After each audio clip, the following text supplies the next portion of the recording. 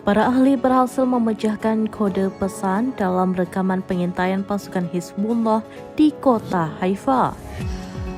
Hizbullah ingin menunjukkan ke Israel bahwa mereka mampu mendeteksi dan menyerang situs strategis pasukan pendudukan Israel. Diketahui Hizbullah merilis rekaman pada Selasa 18 Juni 2024 yang menunjukkan drone pengintai terbang di atas wilayah pendudukan Palestina. Wilayah tersebut termasuk Kiryat Shmona, Naharia, Safad, Karmel, Afula, sampai ke Haifa dan pelabuhannya. Video berdurasi 9,5 menit itu menangkap cuplikan dan mengekspos situs-situs sensitif Israel.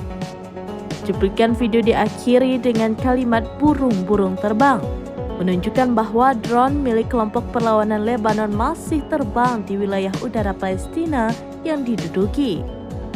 Drone tersebut terbang di atas instalasi paling sensitif, bukan hanya pangkalan militer Haifa. Para ahli menilai video Hizbullah mencakup 3 jenis target potensial, yaitu militer, sipil, dan strategis. Perlawanan ingin mengatakan kepada Zionis mereka bisa menargetkan ketiga posisi itu sesuai apa yang dilakukan Israel di Lebanon. Menurut para ahli, video ini hanyalah episode pertama dari serangkaian episode berikutnya.